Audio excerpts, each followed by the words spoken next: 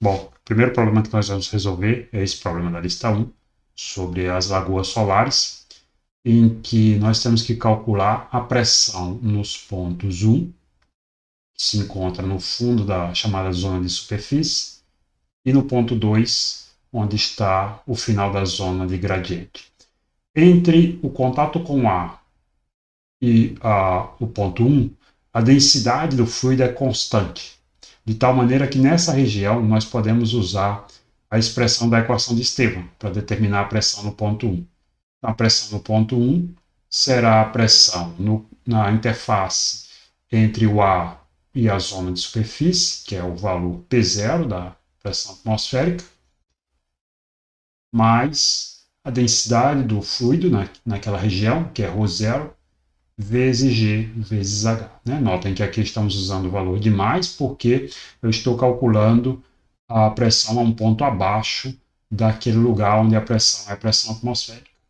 Então, sendo assim, que nós temos 1,01 vezes 10 a quinta pascal, mais 1040, que é o valor dessa densidade do fluido naquela região, vezes 9,8, vezes 80 centímetros, que é o valor da profundidade dessa zona de superfície. Então, feita essa conta, nós vamos chegar a um valor de 1,09 vezes 10 a quinta pascal.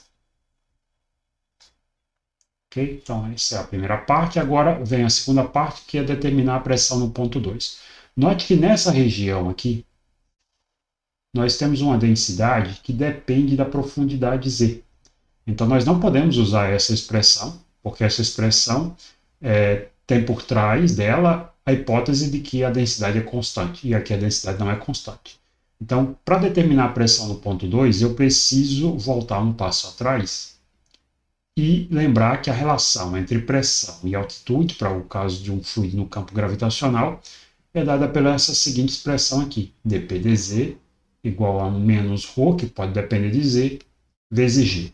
Notem que esse sinal de menos é tomado quando eu assumo que eu estou calculando a pressão acima de um ponto que é a minha origem. Tá? Então, eu vou colocar a minha origem aqui no ponto 2 para calcular essa pressão nesse ponto, e, portanto, esse ponto aqui vai estar a uma altura positiva h acima dele, sendo esse h igual aos 4 metros dado pelo problema. Muito bem. Então, sendo assim, nós aqui vamos substituir a expressão do ρ de z pela expressão dada no enunciado, que é ρ0, vou multiplicar pelo g aqui, vezes a raiz quadrada de 1 mais a tangente ao quadrado de π vezes z dividido por 4 vezes h. Sendo esse h o valor dessa profundidade, ou seja, 4 metros. Bom, só para deixar um pouco mais enxuta essa expressão, vamos aqui relembrar o seguinte, que quando eu tenho um termo como esse, 1 mais a tangente ao quadrado de um valor qualquer, que vou chamar aqui de x, tá? Isso é 1 mais o seno ao quadrado de x sobre o cosseno ao quadrado de x, ou seja, tirando o mínimo aqui, nós temos cosseno ao quadrado de x, portanto, cosseno ao quadrado de x mais seno ao quadrado de x. E de acordo com a relação fundamental da trigonometria, essa soma aqui é 1. Então, eu tenho 1 sobre o cosseno ao quadrado de x, que é o que nós chamamos de secante ao quadrado de x. Sendo assim, a nossa expressão anterior é dada por dp dz igual a menos ρ0 vezes g, vezes a raiz quadrada da secante ao quadrado, então secante de πz sobre 4h. Para resolver essa equação, eu preciso separar as variáveis. As minhas variáveis aqui são a pressão e a profundidade z. Então, eu vou separar essas duas variáveis.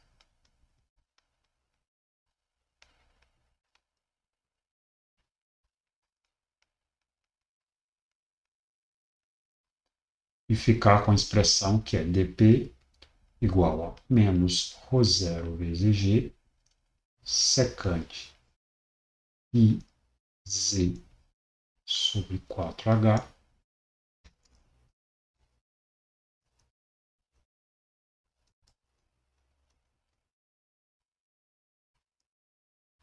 dz. Bom, e agora, nosso próximo passo é integrar essa expressão entre aqueles pontos 1 e 2. Então, aqui eu vou integrar do valor de baixo, que é onde eu considerei a minha origem zero, e a pressão lá vale P2. Então, a integração vai ser feita de P2 até P1, que está a uma altura H, 4 metros. Então, integro dp, e aqui eu tenho menos ρ0 vezes g, que é uma constante, portanto ficará fora da integral, vezes a integral do z igual a zero, quando a pressão vale P2, até H, onde a pressão vale P1, da secante de πz sobre 4h dz. Bom, para fazer essa integral de forma mais simples, vamos fazer uma mudança de variável aqui, chamando x de 4 de πz sobre 4h. Sendo assim, então nós temos que o dx será igual a I sobre 4h dz. Então, usando disso, nós passamos a ter o seguinte. A integral da esquerda vai me dar P1 menos P2 igual a menos ρ0 vezes g. O dz vai ser 4h dx sobre π, então já vou colocar essa constante 4h sobre π fora da integral, e aí a minha integral vai ficar secante de x dx. Nessa nova variável x, os limites de integração também mudam. Notem que quando z é igual a zero, como na minha integral original, o limite inferior, o x é igual a zero. Mas quando z é igual a h, o x é igual a π sobre 4. Então, nós temos essa expressão. E aí, que também vale lembrar o seguinte, que a integral da secante de x dx é igual ao logaritmo da tangente de x mais a secante de x. Tá? Então, nós vamos usar esse resultado. E daí, portanto, obter o seguinte. Então, nós temos que P1 menos P2 é igual a menos ρ0 vezes g, 4h dividido por π, vezes o logaritmo da tangente de x mais a secante de x, calculado entre 0 e π sobre 4. Bom, notemos que nesses limites nós vamos ter o seguinte, então, menos ρ0 g 4h sobre π, e aqui eu vou abrir uma chave para aplicar então os limites aqui no meu na minha solução da integral. Então, quando eu tenho x igual a π sobre 4, então eu tenho a tangente de π sobre 4, tangente de π sobre 4 é 1, e a secante de π sobre 4 é raiz de 2. Menos, agora aplico com x igual a 0, tangente de 0 é 0, fico com logaritmo de 0, e a secante de 0 é 1. Então, aqui eu teria o logaritmo de 1, que é, por sua vez, 0. Então, sendo assim, nós vamos ter menos, deixa eu escrever isso como 4h sobre π ρ0 vezes g, logaritmo de 1 mais raiz de 2. Bom, e daí eu vou agora obter o valor da pressão ponto 2, né, simplesmente passando o P2 para o lado de cá e esse termo para o lado oposto. Então, nós ficamos com P1 mais 4H sobre π, Rho 0 vezes G, logaritmo de 1 mais raiz de 2. Bom, substituindo os valores que nós temos, o P1 já calculado anteriormente e esses demais valores, nós ficamos com alguma coisa como aproximadamente 1,18 vezes 10 à quinta Pascal. Então, é isso.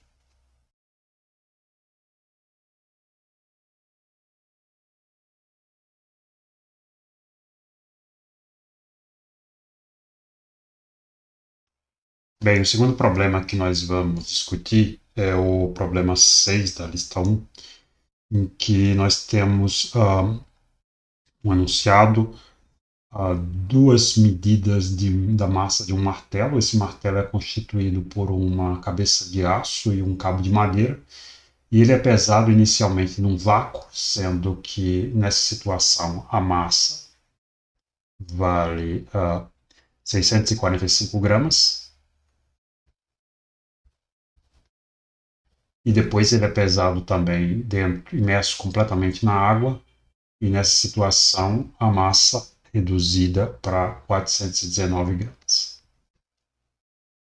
Bom, nós vamos avaliar aqui, o problema aqui é que se determine o valor da massa do cabo e do cabo de madeira, né, do martelo. Okay? E, bom, para nós fazermos essa determinação, nós vamos inicialmente fazer o seguinte. Vamos desenhar aqui o diagrama de corpo livre de cada uma das situações. Tá? Então, na situação do vácuo, eu tenho o peso sobre o cabo de madeira, que eu vou chamar de peso da madeira, o PM, e o peso da cabeça de aço, que vai ser o PA. Tudo bem? E esses dois valores somados estão agindo na mesma direção, então eles se somam. Isso resulta no peso total, que vai ser igual à massa medida de 645 gramas vezes a aceleração da gravidade. Bom, vamos lembrar aqui que eu posso expressar esse peso do cabo de madeira como sendo a massa do cabo vezes a densidade vezes a aceleração da gravidade. Mas a massa desse cabo também pode ser expressa como a densidade da madeira vezes o volume do cabo, que eu vou chamar também de V de M, como V da madeira, vezes G. De forma semelhante, na cabeça de aço, eu tenho o rodo do aço vezes o volume dessa parte, vezes a aceleração da gravidade. Já para o caso em que o peso, a pesagem é feita dentro da água, nós vamos ter o peso da madeira, novamente, o cabo de madeira. Nós vamos ter o peso da cabeça de aço, do martelo, mas nós vamos ter o empuxo sobre a peça de madeira, que eu vou chamar de EM, e o empuxo sobre a parte de aço, que eu vou chamar de EA. Então, dessa forma, a soma dessas forças vai me dar o seguinte. Então, aqui nós vamos ter agora o peso da madeira, mais o peso do aço, menos o empuxo da madeira, menos o empuxo do aço. E essa soma dessas quatro forças vai me dar o peso efetivo medido no martelo dentro da água, que eu vou chamar aqui de PT', sendo que esse valor é o M' vezes G, sendo o M' os 419 gramas medidos na segunda situação. Bom, novamente eu posso substituir o peso da madeira e o peso do aço por expressões como essa, Agora eu tenho que também perceber que esses empuxos, uma vez que o martelo se encontra completamente imerso dentro da água, eles serão dados pela densidade do fluido, que nesse caso é a água, então tem a densidade da água, vezes o volume do cabo de madeira, vezes a aceleração da gravidade. Tá? Aqui, como o cabo está completamente imerso, então é esse mesmo volume que aparece também na expressão do peso. E de maneira semelhante, o empuxo sobre a cabeça de aço vai ser dado pela densidade da água vezes o volume da peça de aço vezes a aceleração da gravidade. Portanto, com isso nós vamos ter as seguintes duas equações, uma para o caso do vácuo e outra para o caso do martelo imerso na água. Então vejam que todos esses termos aparecem multiplicando a aceleração da gravidade. Eu vou cancelar então esse termo, esse e esse. E daí essa primeira equação vai ficar simplesmente dada por ρ da madeira vezes o volume da madeira mais ρ do aço vezes o volume do aço igual a massa do primeiro caso. Vou chamar essa equação de equação 1. A segunda equação, que vai vir desse cômputo de forças da medição feita dentro da água, vai me dar ρ da madeira vezes o volume da madeira, mais o ρ do aço vezes o volume do aço, menos o ρ da água vezes o volume da madeira, menos o ρ da água vezes o volume do aço, igual, veja que eu já cancelei os G's que apareciam, todos, e também vou cancelar esse, ao ml. Então, essa é a nossa segunda equação. Bom, nessas duas equações, as minhas incógnitas são, de fato, o volume da peça de madeira e o volume da peça de aço. Todas as outras quantidades eu conheço. Então, vamos reescrever um pouco melhor essas expressões para deixarmos na forma de um sistema de duas equações lineares que pode ser resolvido facilmente. Então, nós vamos ter aqui ρm vezes Vm mais o ρA vezes VA igual a massa da primeira medida. E aqui eu tenho a ρm menos o ρ da água vezes o volume do cabo de madeira mais ρ do aço menos o ρ da água vezes o volume da peça de aço igual essa soma a ml.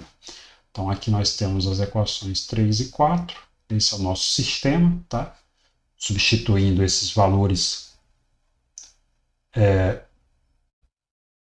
nós teríamos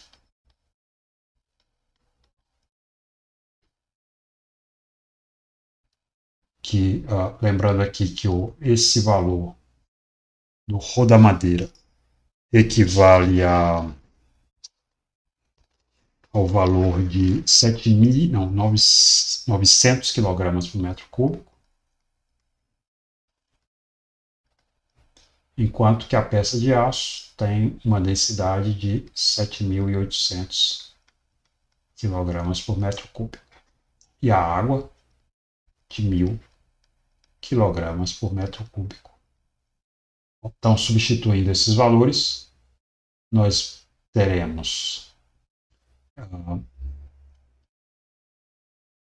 900 vezes Vm mais 7.800 vezes Va igual a 645 gramas, ou 0,645. E a outra equação seria o ρ da madeira, que é de 900, menos o ρ da água, que é de 1.000. Então, aqui teria menos 100 vezes Vm, mais o ρ do aço, que é de 7.800, menos o ρ da água de 1.000, 6.800 Va, igual a 0,419 kg. Tá? Eu já passei todas as unidades para o Sistema Internacional de Medidas. Bom, então agora eu tenho que resolver esse sistema, um sistema linear de duas equações e duas incógnitas. Tem várias maneiras de resolver esse sistema. Uma delas, por exemplo, é aquela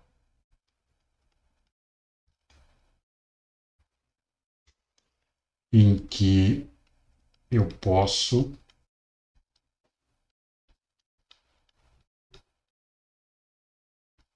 calcular o valor de um determinante principal, que é um determinante dado por uma matriz que entram apenas os coeficientes que multiplicam as duas incógnitas, ou seja, 900, 7.800 menos 100 e 6.800. Tá? Então, calculo esse valor. Calculo um determinante secundário agora, em que eu substituo a primeira entrada, as duas primeiras colunas, a primeira coluna, duas primeiras linhas, pelos valores que vêm depois da igualdade, então 0,645, 0,419, e aí eu repito o resto, 7.800, 6.800.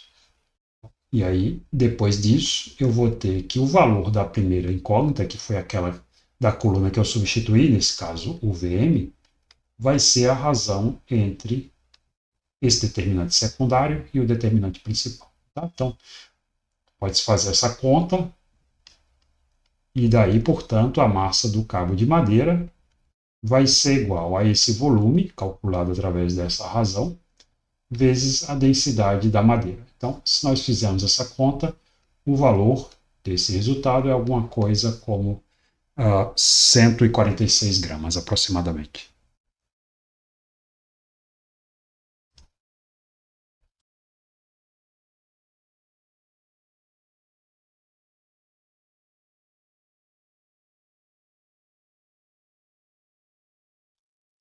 Bom, outro problema é a questão 10 da lista 1, em que nós temos essa problemática que remete à famosa lenda de Arquimedes, para determinar se a coroa do rei era ou não constituída de ouro puro.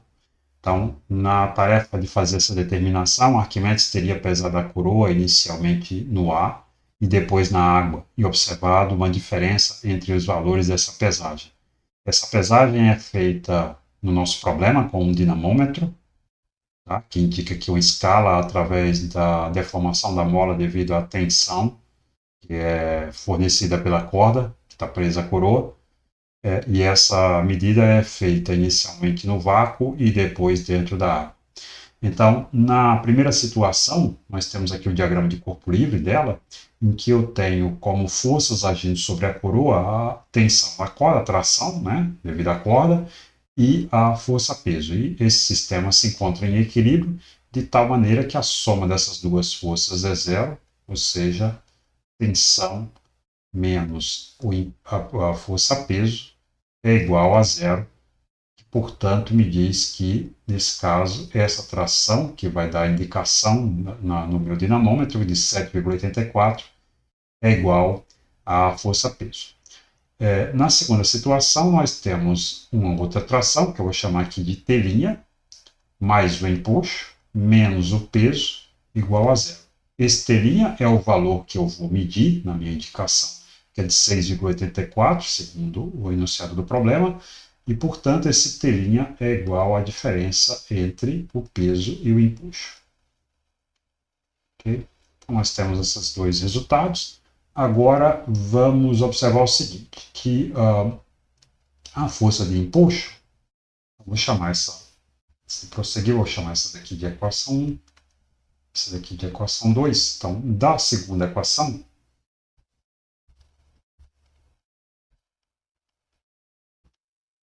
nós temos que a força de empuxo vai ser igual ao peso menos T'. E o peso, por sua vez, de acordo com a equação 1, é a tração, né, medida. Nós temos aqui T menos T'. Esse valor foi medido como 7,84 newtons. Esse T', 6,84 newtons. De tal maneira, portanto, que essa força de empuxo deve ser de 1 newton. Por outro lado,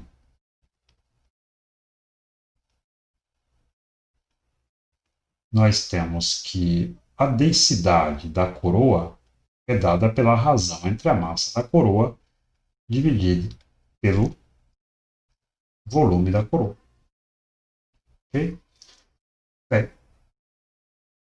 O empuxo sobre a coroa, no segundo caso, né, claro, ele é calculado como sendo a densidade da água vezes o volume da coroa, uma vez que a coroa se encontra completamente imersa dentro da água, vezes a aceleração da gravidade. Sendo assim, o volume da coroa vai ser dado pela razão entre o módulo da força de empuxo dividido pela densidade da água vezes a aceleração da gravidade. Então, vou substituir essa relação na expressão da densidade da coroa e obter o seguinte: a densidade da coroa vai ser então dada por a massa da coroa dividido pelo empuxo dividido por O da água vezes G, ou seja, massa da coroa vezes G vezes o ρ da água dividindo o empuxo. Bom, a massa da coroa vezes a aceleração da gravidade é o peso da coroa feito no vácuo, que é igual à tração T, medida no primeiro caso. Então aqui eu tenho a razão entre a tração T e o empuxo E vezes a densidade da água. Portanto, a densidade da coroa seria 7,84 newtons dividido por 1 newton vezes a densidade da água, que é de 1.000 kg por metro cúbico. Então, o resultado dessa operação seria de 7.840 kg por metro cúbico.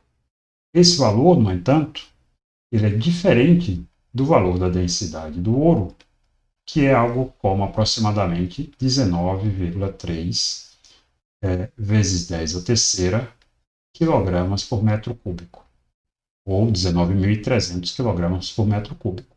Portanto, essa coroa não poderia ser constituída completamente de ouro, não poderia ser uma peça sólida de ouro.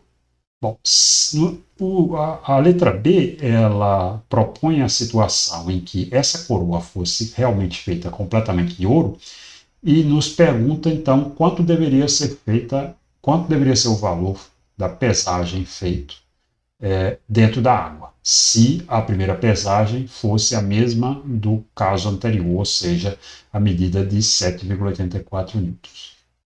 Bom, se isso for feito assim, então, né, assumindo que a densidade da coroa é dada por esse valor aqui, então nós deveríamos ter o seguinte. Bom, então, para determinar essa nova pesagem, que vai ser o meu T', eu preciso saber quanto deve valer o empuxo nessa nova situação, uma vez que a primeira situação, que é a medida da força, do peso no vácuo, não é alterada. Então, para esse caso,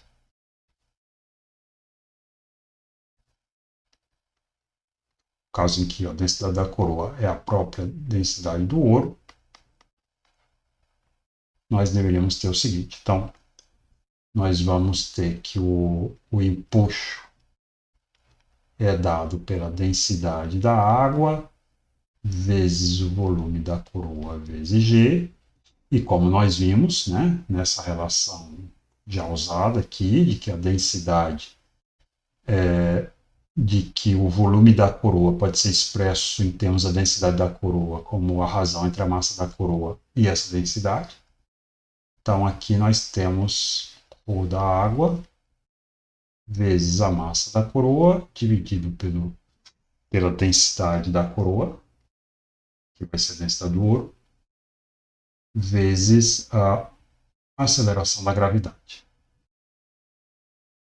Então, daí nós temos então essa razão entre a densidade da água e a densidade do ouro, vezes o produto massa da coroa, vezes a aceleração da gravidade, que é a força-peso, que é igual ao valor da tração T, medida no primeiro caso. Então aqui nós vamos ter 1.000 dividido por 19.300 vezes 7,84. Né? Isso dá alguma coisa aproximadamente como 0,406 newtons. E, portanto, o valor da medida do peso feito com a coroa imersa na água, que seria o valor do T, né, feito na primeira situação, menos a força de empuxo, seria alguma coisa como 1,43. Desculpe, era 7,43 newtons. Ok? Então, essa seria a resposta.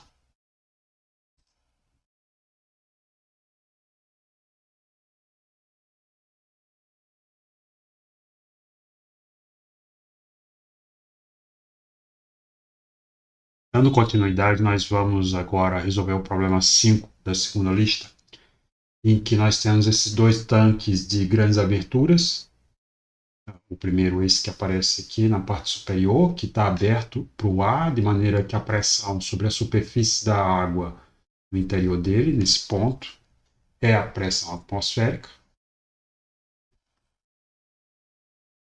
O problema também menciona que no ponto D, eu tenho uma abertura que se encontra também voltada para a atmosfera, então aqui também é P0 e evidentemente aqui, nesse ponto também, nós temos a pressão P0 sobre a superfície do líquido no segundo tanque, tanque F. Bom, o que eu quero descobrir é o valor dessa altura H2 para que esse fluido esteja em equilíbrio aqui dentro desse tubo. Muito bem. As informações que eu tenho são as de que nessa contrição aqui, ou seja, nessa diminuição de área C, nessa tubulação secundária, a área dela é metade da área da abertura do cano no ponto D. Então, nós vamos fazer o seguinte, nós vamos inicialmente marcar aqui dois pontos, que eu vou chamar de ponto 1 e um ponto 2. Ponto 1 localizado no alto do tanque A e o ponto 2 na saída da tubulação no ponto D. Então, nesses dois pontos, nós vamos aplicar a equação de Bernoulli, tomando o zero da origem que vai servir para a gente determinar as alturas desses pontos, nesse lugar aqui.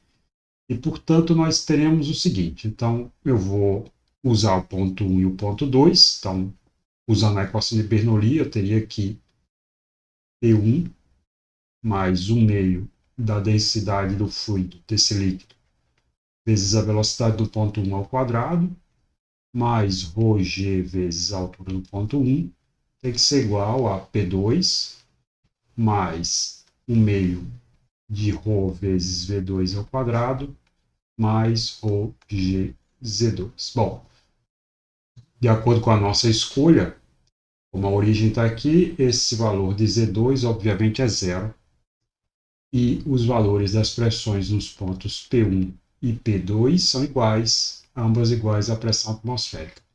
Além disso, como a abertura, a área desse tanque, evidentemente essa área aqui, que seria a área A1, é muito maior do que a área no ponto D, A2, então a velocidade V1 é muito menor do que a velocidade V2, de tal maneira que eu vou aproximar essa velocidade por zero.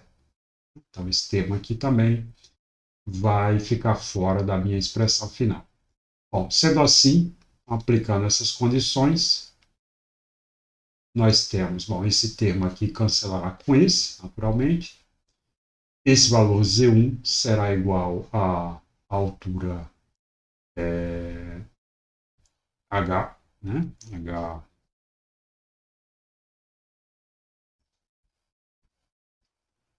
H1, é isso? Que é essa altura aqui. E, portanto, então, nós ficamos com 1 meio de ρ V2 ao quadrado, igual a ρg H1. Então, cancelando o ρ, nós temos daí que a velocidade no ponto 2 será igual a raiz quadrada de 2g vezes h1. Muito bem, então essa é a velocidade nesse ponto. E agora eu vou usar a conservação da vazão, uma vez que a gente está lidando com o fluido ideal, entre os pontos C e D. Então, usando a conservação da vazão entre C e D, nós vamos ter o seguinte. Então, nós temos que a área no ponto C vezes a velocidade do fluido no ponto C tem que ser igual à área no ponto D vezes a velocidade do fluido no ponto D, que é o que nós chamamos aqui de V2. Bom, o problema também me diz que a área no ponto D é o dobro da área no ponto C. Nós temos que AC é igual a AD sobre 2. Portanto, sendo assim, nós temos aqui que AD sobre 2, VC, é igual a AD vezes o V2, que é o raiz quadrada de 2GH. Então, esse AD cancela com esse, e daí nós tiramos aqui que a velocidade no ponto C seria 2 vezes a raiz de 2GH. Muito bem. Então, agora, tudo que eu preciso perceber é o seguinte. A pressão no ponto C é igual à pressão no ponto E, onde esse fluido se encontra em repouso, porque se essas duas pressões não fossem iguais, o que aconteceria é que uma seria maior que a outra. Então, isso significaria que ou o fluido que está em repouso no ponto E teria que descer e, portanto, sairia do repouso, ou ele teria que subir e, portanto, ele novamente sairia do repouso. Então, para ele estar em repouso aqui, portanto, em equilíbrio, é necessário que essas duas pressões sejam iguais. Então, nós temos aqui que PE é igual à pressão no ponto C. E aí, então, cabe agora determinar essa pressão no ponto C. Para fazer essa determinação, eu posso usar, por exemplo, os pontos 1 e C novamente, ou eu posso usar, como eu vou usar, seria mais simples, os pontos C e D. Então, novamente, eu vou usar os pontos C e D, dessa vez aplicando a equação de Bernoulli entre eles.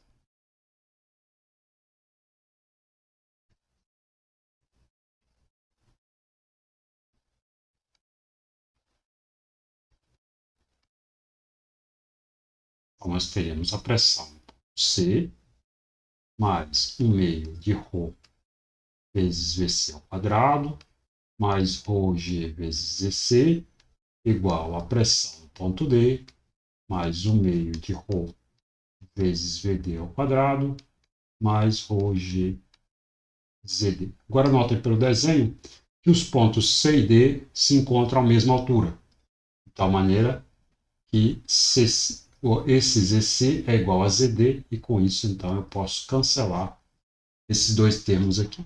Essa pressão no ponto D é a pressão atmosférica, e essas duas velocidades nós já calculamos antes. Então, daqui nós temos, portanto, que a pressão no ponto C será igual a P0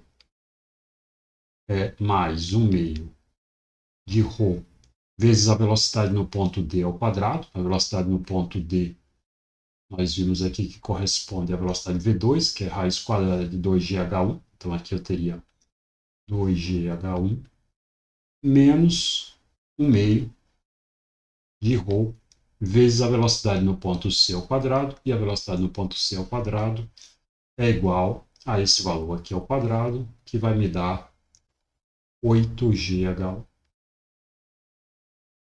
Então, sendo assim, aqui nós vamos ter P0, e aqui nós teríamos ρgH1 menos 4 ρgH1. Então, menos 3 ρgH1. Então, essa é a pressão no ponto C. E, por outro lado,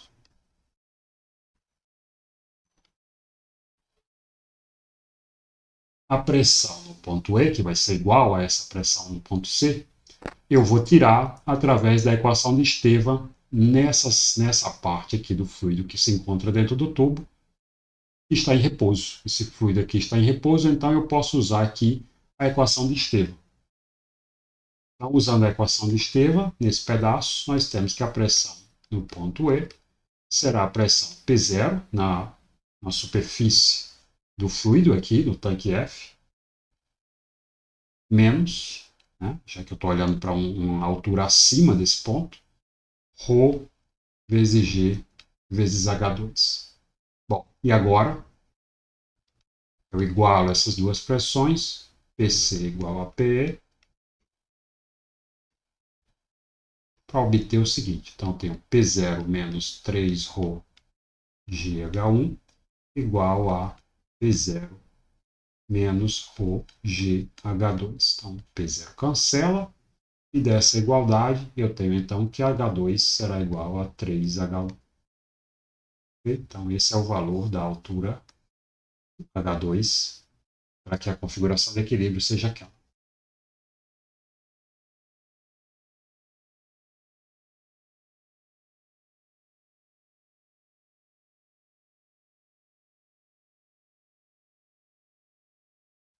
Bom, o primeiro problema que nós vamos tratar da lista de oscilações é esse problema número 8, em que nós temos esses dois blocos, com o bloco P ligado a uma mola e executando um movimento harmônico simples, cuja frequência linear vale 1,5 Hz, enquanto um bloco B, um bloco menor, se encontra no topo, no alto do bloco P, e em princípio ele pode deslizar por esse bloco, mas ele tem um atrito entre sua superfície e a superfície do bloco P.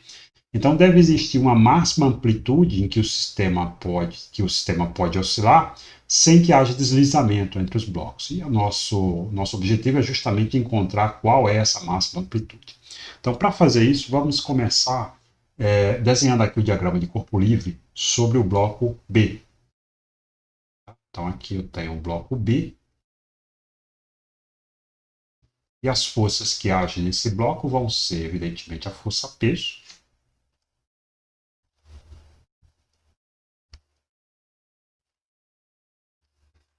anormal, já que ele está em contato com a superfície do outro bloco,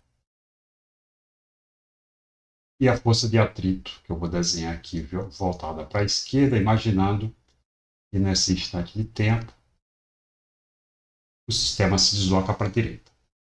Okay? Então, nessa situação, nós temos aqui na direção y, que a soma dessas duas forças, normal e peso do bloco B, tem que ser zero, porque não existe movimento ao longo dessa direção y, e como consequência, então, o módulo da normal tem que ser igual ao módulo da força-peso. Já na direção x, que há o movimento, então a única força presente é aquela do atrito estático, né? E portanto eu tenho que a massa vezes a aceleração do bloco B, a massa mb, que tem que ser igual a μ vezes a normal, que é o módulo da força de atrito. Lembrando que, de acordo com a expressão em y, essa normal é igual ao peso do bloco B, então aqui eu teria μ vezes a massa do bloco B, vezes a aceleração da gravidade. Então, cancelando esse mb com esse mb, essa expressão em x nos leva à aceleração do bloco B, sendo igual a μ vezes a aceleração da gravidade. Então, essa aceleração do bloco B vai ser aquela que esse bloco terá enquanto a força de atrito for suficiente para segurar o bloco B sobre a superfície de P sem que haja deslizamento. Se a aceleração se tornar maior, evidentemente essa força de atrito não é mais suficiente, aí o bloco B começa a deslizar sobre o bloco P. Então, enquanto isso não acontece, enquanto não há deslizamento, o bloco B tem que ter a mesma aceleração do P, que executa um movimento harmônico simples. E como o P executa um movimento harmônico simples,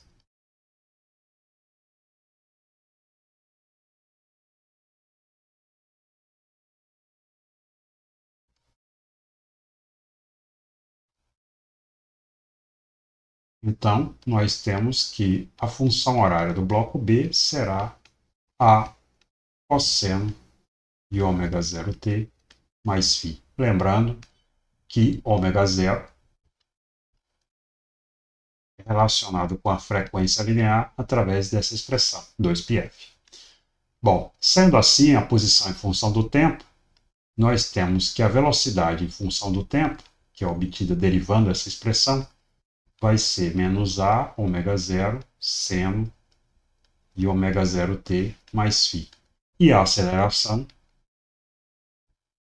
será menos a ômega zero ao quadrado cosseno de ômega zero t, obtida derivando-se a aceleração, a velocidade do tempo. Bom, esse é o valor da aceleração em qualquer instante de tempo, e como nós queremos saber qual é a máxima amplitude para que não haja deslizamento, então nós temos que assegurar que essa aceleração do movimento oscilatório seja igual à aceleração que o bloco B tem quando submetido à força de atrito, no maior valor que a aceleração puder ter. Então, o maior valor que a aceleração vai poder ter é aquele em que o cosseno é mais ou menos 1. Então, quando esse valor aqui for igual a ômega zero ao quadrado. Então, daqui eu tenho, portanto, que a máxima aceleração é igual a ômega zero ao quadrado. Tá? Então, esse é o caso extremo que eu tenho que olhar, porque, claro que se a aceleração for menor do que essa daí, não tem problema nenhum, a força de atrito é bastante para segurar o bloco B sobre P sem deslizamento. Mas se essa aceleração exceder esse valor, então a força de atrito pode não ser suficiente. Então, nesse caso limite, igualando então essa aceleração máxima com a aceleração do bloco B submetida à força de atrito, que nós encontramos aqui, nós teremos a ômega zero ao quadrado igual a μg. E, portanto, essa amplitude máxima será igual à razão entre μg dividido por ômega zero ao quadrado, que é μg dividido por 2π vezes f ao quadrado. Substituindo então os valores que nós temos anunciado, isso dá algo como 6,6 centímetros.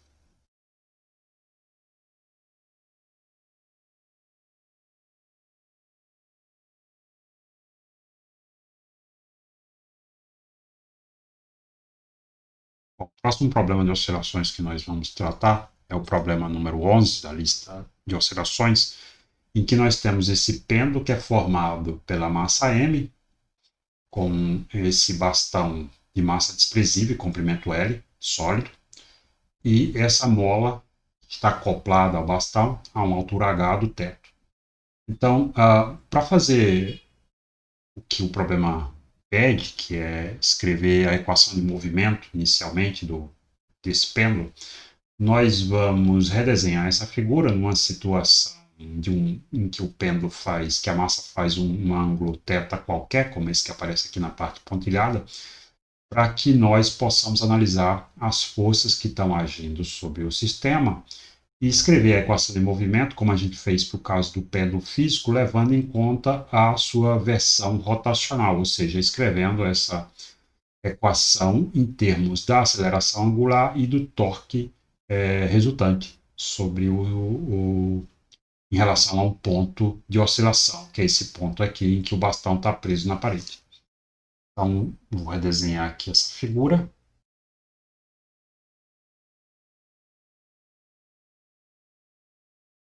Tá? Então, aqui é o ponto de engaste do bastão. Essa seria a direção vertical. E eu tenho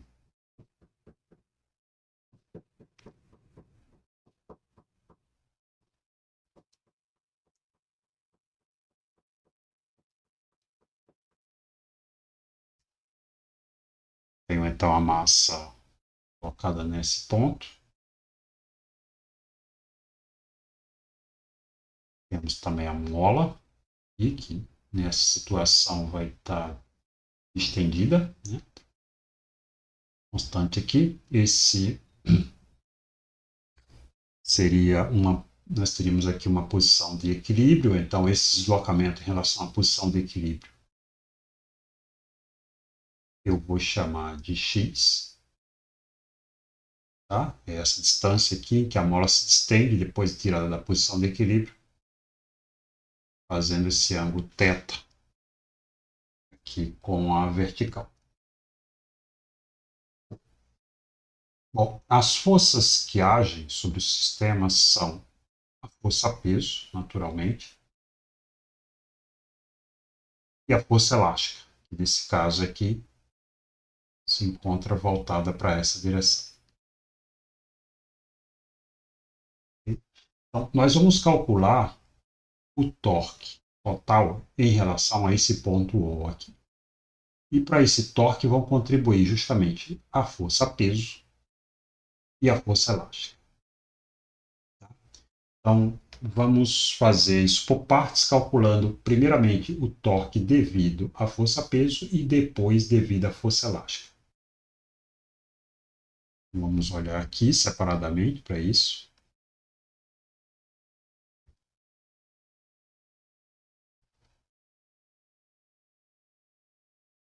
Deixa eu redesenhar aqui.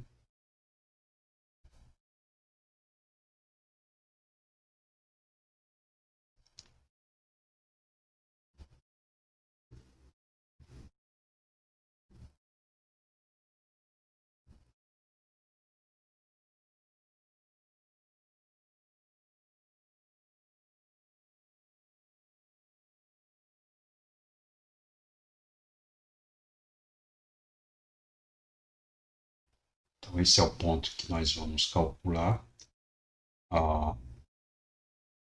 o torque. Aqui tem o ângulo θ, tem aqui o peso. E o vetor que vai do ponto em relação ao qual eu quero calcular o torque até o local onde haja a força, seria esse vetor aqui, que nós vamos chamar de RP. Localiza força-peso.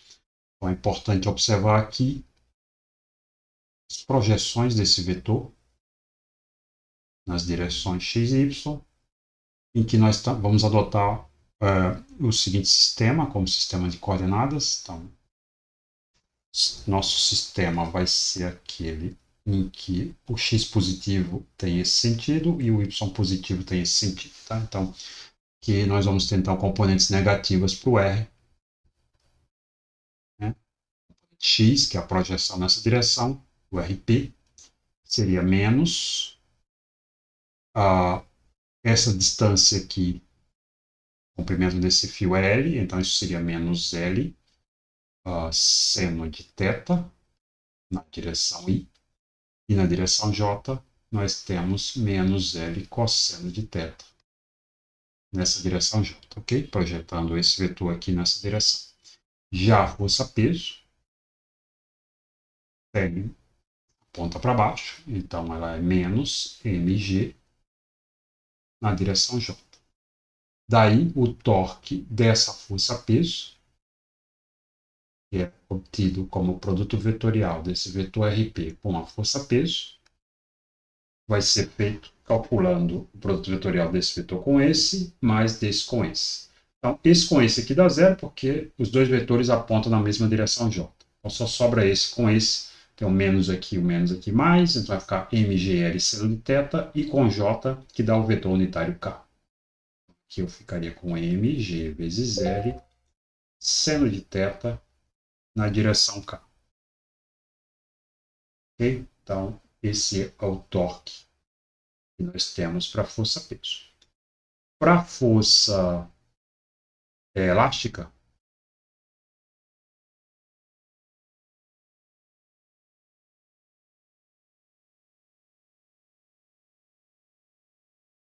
então nós vamos ter o seguinte.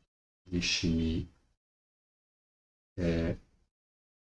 copiar aqui novamente esse desenho.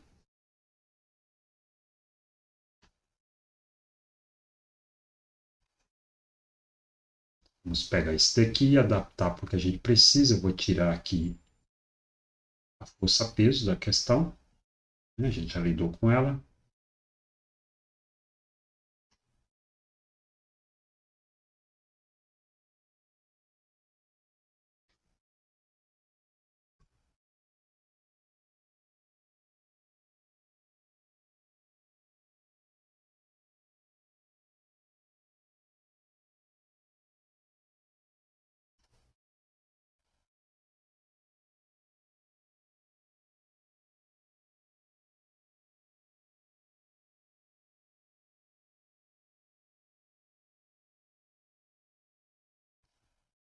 Bem, então,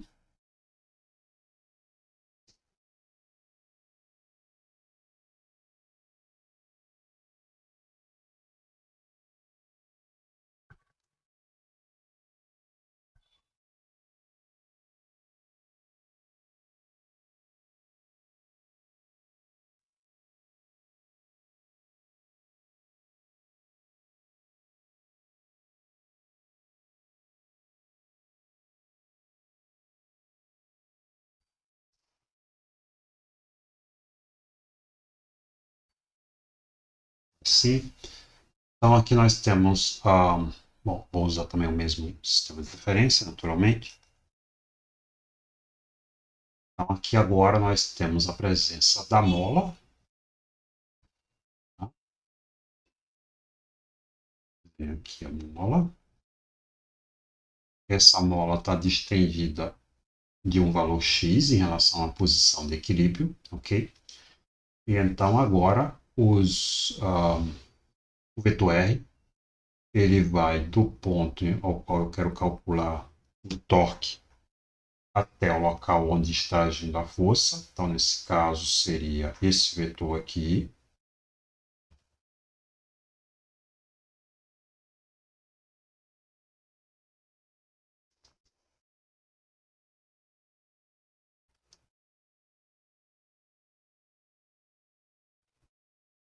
Okay? E a força elástica, nesse caso, é um vetor que aponta na direção horizontal nesse sentido. Tá? Então, aqui nós temos isso aqui de RK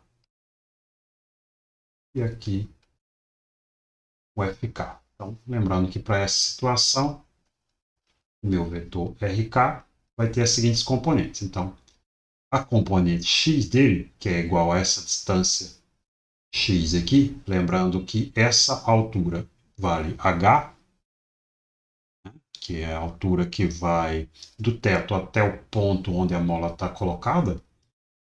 Então, sendo esse ângulo aqui o ângulo θ, então essa distância aqui seria o valor do, desse valor x, né? Então aqui nós teríamos menos x na direção y, sendo que na projeção desse vetor na direção x eu tenho nessa componente essa distância x, né? Apontando na direção negativa do eixo x, e aqui na direção y nós vamos ter menos h vezes j. Agora observem o seguinte. Vamos fazer antes o seguinte. Vamos aqui então expressar a força. Então a força elástica, por sua vez, é igual a kx na direção y, né? Positiva porque ela, nesse caso, está apontando para a direção positiva do eixo x. Então, daí, o torque associado a essa força elástica, que vai se dar pelo produto desse vetor RK com a força,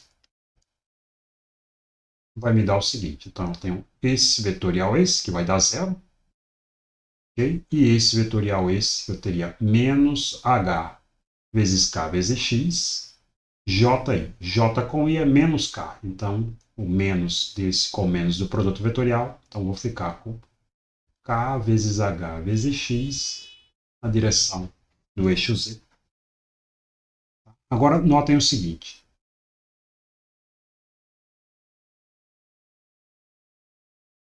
A tangente desse ângulo θ, né, tirada daqui, é igual ao cateto oposto, que é x, dividido pelo cateto adjacente, que é h. Então, esse x está relacionado com o ângulo θ através dessa expressão aqui. O que, portanto, me permite escrever o torque da força elástica em termos desse ângulo θ como sendo K vezes H tangente de θ. Então, eu terei K, H ao quadrado, tangente de θ, na direção K.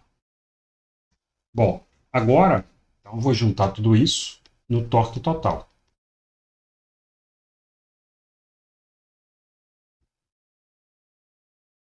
No torque total, então, eu tenho a soma do torque da força-peso com o torque da força elástica. Então, o torque da força-peso, como nós vimos antes, era dada por essa relação aqui, mg vezes L seno de θ na direção K, mais torque da força elástica, que é Kh ao quadrado, tangente de θ na direção K. Bom, agora aqui vamos usar a hipótese que ele está, na verdade, a simplificação, né, a aproximação que ele está sugerindo para ângulos pequenos. Então, se eu considero que a oscilação se dá com ângulos pequenos,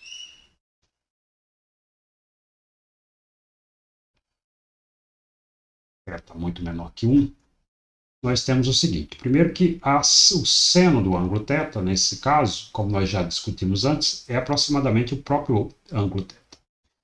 E já a tangente de θ, que é igual à razão entre o seno de θ e o cosseno de θ, sendo θ muito pequeno, nós vamos ter que o seno de θ é aproximadamente θ e o cosseno de um ângulo pequeno, um ângulo próximo de zero, né? O cosseno de zero é 1, então o cosseno de um ângulo pequeno pode ser aproximado por 1. Então, isso daqui me permite aproximar a tangente também por θ, já que se o cosseno é aproximadamente 1, a tangente seria aproximadamente igual ao seno, e o seno é aproximadamente igual ao próprio ângulo θ. Então, daí, com essa aproximação, o torque total será, vou colocar esse vetor unitário em evidência, e eu tenho um θ que vai ter aqui e aqui também, então vai ficar assim, mgl mais kh ao quadrado, tudo isso multiplicando θ, que multiplica o vetor unitário k.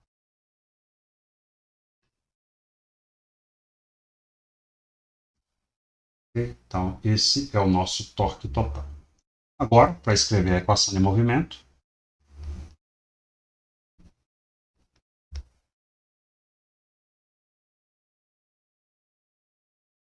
nós temos, de acordo com a segunda lei de Newton, nessa forma rotacional, nós temos o momento de inércia em relação ao ponto O, vezes a aceleração angular,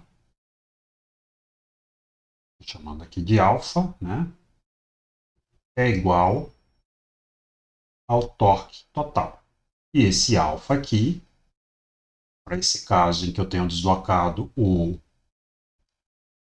pêndulo para a esquerda e ele vai voltar para a posição de equilíbrio dele, esse alfa é igual a menos d2θ, dθ2, dt2, na direção K. Portanto, igualando isso daí, nós vamos ter o seguinte: o momento de inércia em relação ao ponto O, aquele ponto de engaste, né? d2θ dt2 é igual a menos mgl mais kh ao quadrado vezes θ. Esse I0, o momento de inércia em relação àquele ponto, como o bastão segura a massa até o teto não tem massa, e a mola também não tem massa, ou tem massas desprezíveis, esse momento de inércia é calculado unicamente com essa massa que está aqui. E o momento de inércia, como a gente sabe, é a soma do produto da massa vezes a distância em relação ao ponto ao qual eu estou calculando ele ao quadrado. Então seria m vezes L, já que essa distância aqui é L ao quadrado. Então esse valor aqui é o mL ao quadrado. Daí nós temos que o d2θ dt2 é igual a menos mgl mais kh ao quadrado dividido por ml ao quadrado vezes θ. E aqui está a nossa equação de movimento, né? Sendo que esse fator aqui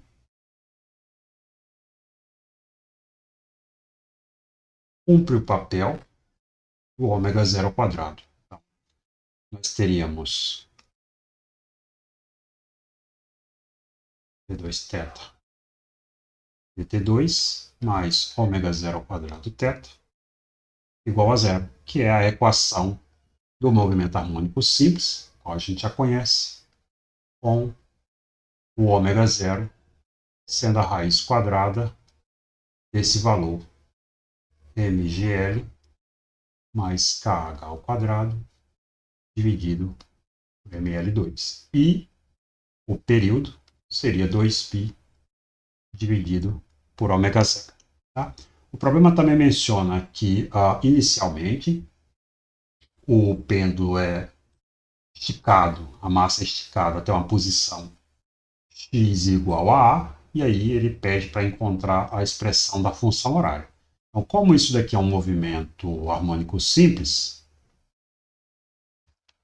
evidente, como nós já sabemos, o θ de t vai seguir uma expressão do tipo θ máximo, que vai ser a amplitude angular, vezes o cosseno de ômega 0t mais φ, sendo ômega 0 esse valor aqui.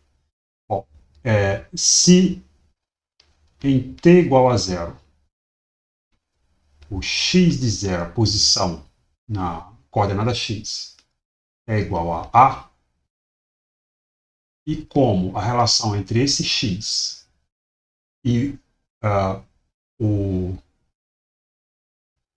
ângulo θ é de que, voltamos aqui para a figura, né? Então, esse daqui seria esse deslocamento, tá? Talvez chamasse aqui de x', tá? Para não confundir com aquele outro x. Vou colocar aqui um x' de zero. Então, notem que esse x', né, ele pode ser calculado como sendo o quê? Então, se eu olho aqui da figura, eu tenho aqui o seno de θ, né, o cateto oposto, x' dividido pela hipotenusa aqui, que é o L. Então, x' seria L seno de θ. Para ângulos pequenos, isso é aproximadamente Lθ. Então, se no t igual a zero, x' é igual a A, então eu tenho que calcular L vezes θ no t igual a zero e igualar isso com A. Então, portanto, eu tenho que x' de zero é igual a L θ de zero. Com isso, nós vamos ter que A é igual a L vezes o θ calculado em t igual a zero. Então, esse valor seria θ máximo, seno de φ, né? E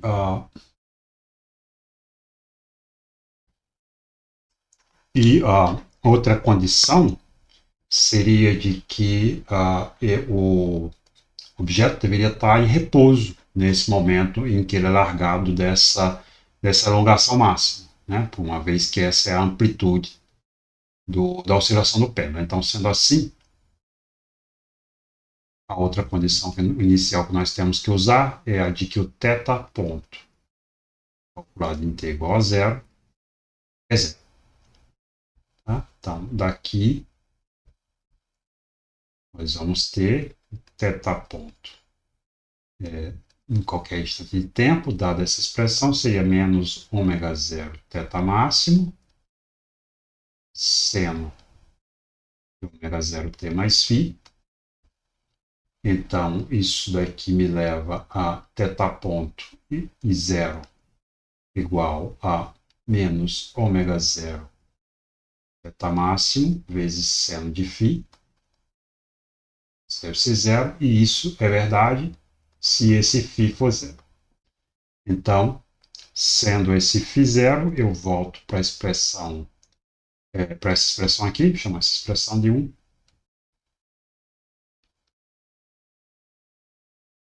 E aí eu vou ter que o θ máximo vai ser igual a A dividido por E. Consequentemente, a expressão do θ de t vai ser A sobre L cosseno de ômega 0t com φ igual a 0. Tá? E para terminar, a energia cinética.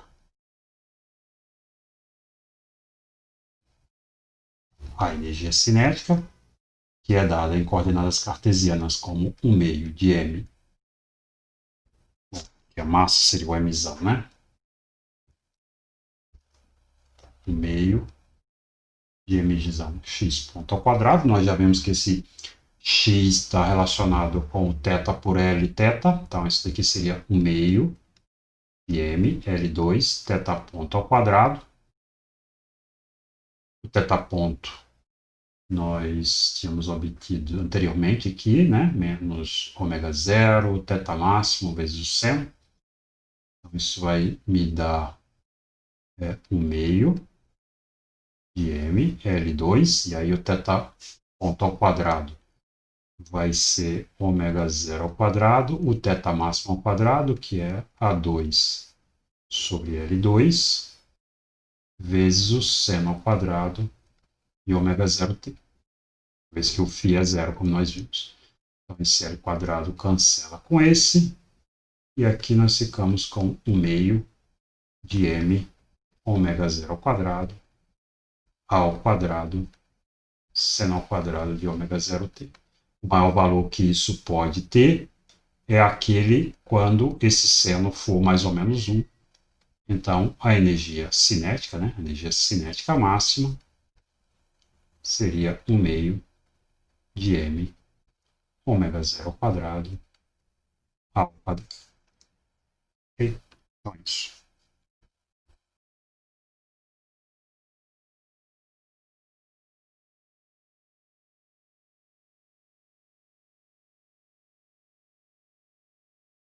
Bem, por último, então, o problema que nós vamos discutir aqui é o problema 14 da lista de oscilações. E esse problema ele envolve a seguinte situação. Nós temos esse bloco de massa M de 5,4 kg que está inicialmente parado na posição de equilíbrio de uma mola, está na sua extensão natural, e vem esse projétil, tá, com uma massa de 9,5 gramas, uma velocidade inicial de 630 metros por segundo e atinge o bloco. Então eles vão passar a oscilar juntos com um projétil encravado na massa M. E o problema é que eu determine as seguintes coisas. Primeiro, a velocidade do bloco imediatamente após a colisão com a bala. E, por fim, a amplitude do movimento harmônico simples que vai resultar dessa colisão. Então, na primeira situação, como nós temos uma colisão dita perfeitamente inelástica, porque após a colisão acontecer, a massa do bloco e da bala vão se juntar e formar um único objeto, já que a bala vai ficar encravada no bloco. Então, essa colisão ela é chamada de perfeitamente inelástica, ela não conserva energia, mas como toda colisão, ela sempre conserva o momento linear. Então, nós vamos ter aqui que o momento linear inicial tem que ser igual ao momento linear final. Então, no momento inicial, nós temos que esse momento inicial vai ser dado pela massa do projétil vezes a velocidade do projétil inicial, tá? Mais a massa do bloco vezes a velocidade do bloco inicial também.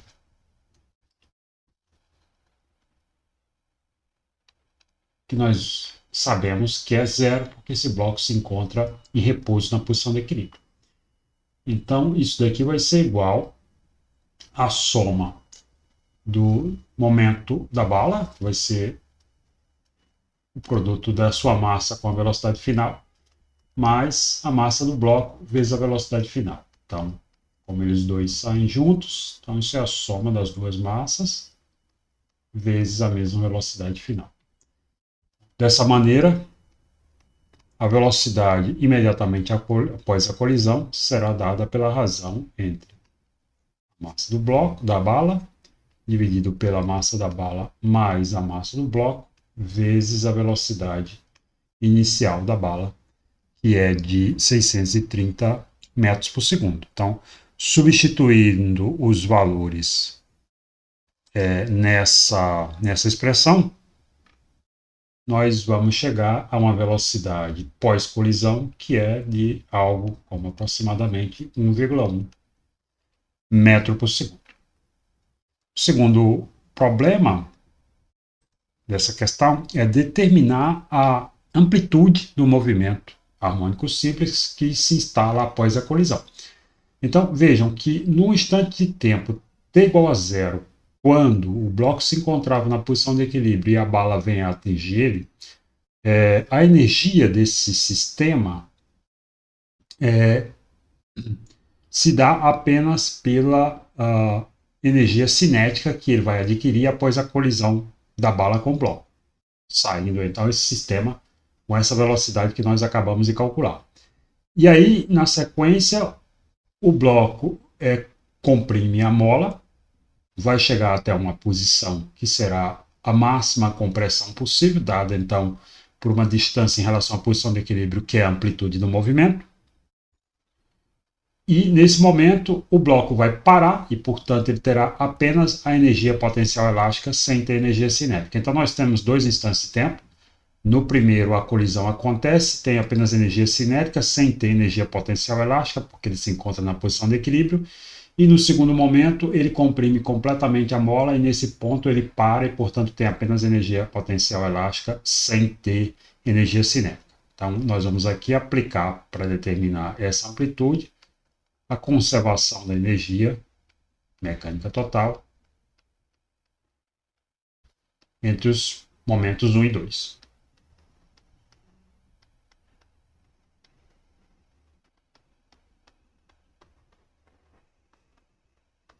Então, nós temos que a energia no ponto 1 tem que ser igual à energia no ponto 2, sendo que a energia no ponto 1 é composta da energia cinética no ponto 1 mais a energia potencial no ponto 1.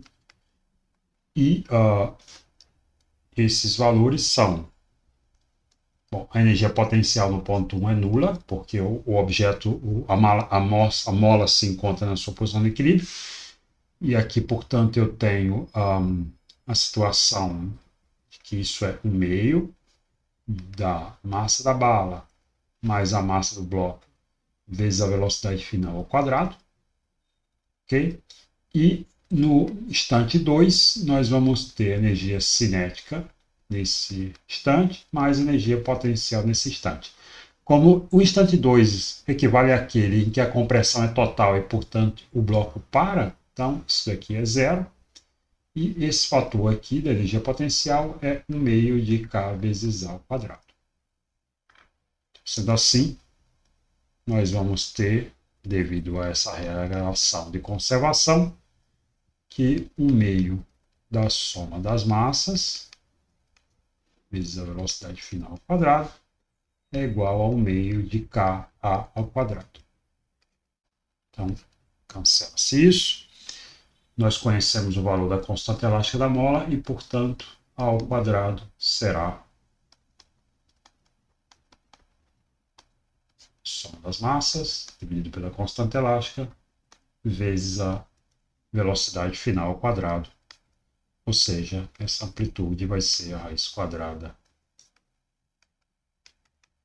soma das massas dividido pela constante elástica, vezes a velocidade final. Então, usando os valores que o problema nos põe, o resultado para isso